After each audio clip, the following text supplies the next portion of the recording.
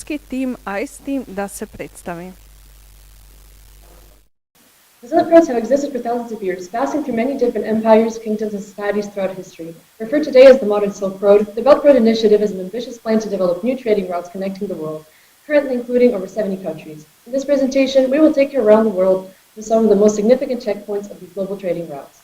Starting off the Jian, one of the most important in the history of China, both as the capital of several booming dynasties and as the market and trade center. Jian was the eastern terminus of the Silk Road. Some interesting facts about Jian was that Cheyenne, which is known today as Jian, was built in 202 BC and was one of the prettiest cities in the ancient world. Furthermore, the popular name Jian, also meaning Western Peace, adopted in 1369 after the Ming Dynasty was established, and was later changed to Shang in 1930, but was restored in 1943.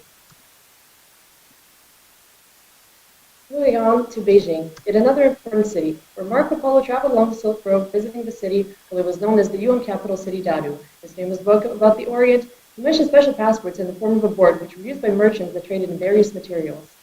Our next point is in Vietnam, which is home to the world's top 6 silk producers. As the silk craft flourished, especially in Quang Nam, the province home to the ancient Hanoi port, which was an important trading point in the waterway Silk Road. Trade here was established by links with the indigenous peoples of Taiwan and the Philippines. Going south to Singapore, with its tremendous success in the maritime industry, it is continually ranked the #1 maritime capital in the East Asia Pacific region, surpassing even Hong Kong for the past decade. In the context of the BRI, including the Maritime Silk Road Initiative, Singapore has increasing potential to continue its leading role in the maritime industry. Moving on to Indonesia, which is part of the Maritime Silk Road connecting China with India and the Arab world. Numerous Chinese ceramics were discovered throughout, suggesting ancient trade links between both countries. The fine silk and ceramics of China were sold by ancient Indonesian kingdoms.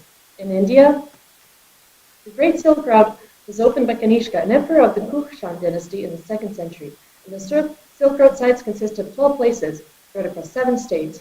An interesting fact about India is that it benefited from the Silk Road because it gave them new customers and new trade connections for their most valuable goods, especially spices. Furthermore, India was famous for its fabrics, semi-precious stones, dyes, and ivory. Although the largest city by population, Sri Lanka, has chosen to be in China's new Silk Road, which is going to be making a port city in Colombo and is expected to become a key hub for the Maritime Silk Road. In Gwandar, China has financed and developed the Gwandar port on the Arabian Sea since the 1990s. Since 2013, China and Pakistan have been planning a China-Pakistan economic corridor, which connects Gwandar with China's western Xinjiang region. Now onto Pakistan. Enriched with one of the world's oldest civilizations, the Silk Road heritage is obvious everywhere. For centuries, the southern part of the Silk Roads wound its way from Central Asia across some of the highest mountains in the world, down through modern Pakistan, and then curved east into India, or continued south to the Arabian Sea. Another key player in the Silk Road, Iran, made great contributions into the booming of silk trade to the expansion of its commodity to the west. A part of the Silk Road goes to the western and southern edges of Iran's central desert, passing through some small cities. In the African continent, Kenya has been actively participating in the Belt Road construction and was one of the first African countries to sign cooperation documents on the Belt and Road Initiative with China. Additionally, Kenya is also part of China's Maritime Silk Road because of its unique position in Africa. Moving on further, Djibouti, which is the centerpiece of China's Maritime Silk Road Initiative in East Africa, this is because of its strategic location and its ability to make connections into and from Ethiopia. China financed a major railway between Djibouti and Ethiopia, which has reduced the journey from days to mere hours. It's a globally trading significant port. The Suez Canal is part of the Silk Road that connects Europe with Asia. The Suez Canal, in addition to the Red Sea as well as the Gulf of Aden, is an essential part in China's Maritime Silk Road and is consequently to the Belt and Road Initiative. China is the biggest investor in the Suez Canal Area Development Project. In Turkey, Istanbul, completed in 2017, the Baku-Tbilisi Cars Railway is one of the initiative's main projects. It is estimated that by 2034, the BTK will carry 3 million passengers and 17 million tons of cargo annually. On the northern side in Moscow, in 2016, the Silk Road found a Chinese government investment vehicle for the Belt and Road acquired a 9.9% stake in Yamal LNG, a liquefied natural gas project that has since been repackaged as part of today known as the Polar Silk Road. Traveling to Athens in Greece, the purest port in the southern edge of Greece, is a major part of China's Belt and Road Initiative.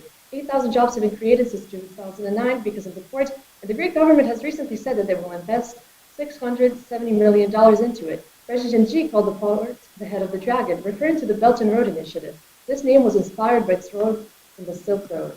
Also known as the City of Water, Venice was the most significant Western trading partner along the Silk Road in the 14th century. To date, Venice plays a significant role as a major trading port and hosted the first edition of the Belt and Road Seas and Next Wave Growth in Eurasia Forum.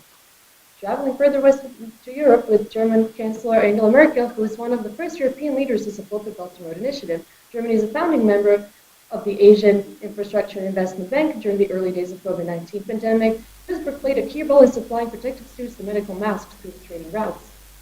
In Netherlands, Rotterdam is eager to expand trade between both sides, agreeing in 2014 to build a comprehensive partnership that stresses openness and pragmatism. Bilateral trade grew by 8.6% year-on-year to around 85 billion in 2018. The European Union, the Netherlands remains China's second largest trading partner after Germany. In France, despite Paris pushing back against Beijing BRI infrastructure initially due to climate change concerns, with their recent ecological progress, Paris has recently become a major trading scene via BRI, engaging in trade worth over €8 billion. Thank you for your attention, and we appreciate being able to present to you today. Thank you. This was educational, but you present to us only history of various towns and countries, but I don't see any creative solution, which is the main thing of this competition. Or I have. Can you explain that? What can we explain? You present only history of various towns and countries, but I don't see any creative solution of this competition, because you have. Well, since the topic was the Silk Road, we thought about connecting the Asian Silk Road to the new Silk Road, which is the Belt and Road Initiative. With the emphasis on creativeness, this is why we thought about putting up a map, which will transfer from the different cities throughout the world in kind of an interactive way. Okay, thank you for a presentation, but you need to speak a little bit slower when you present next time, okay? Thank you. Bye. Bye. Bye.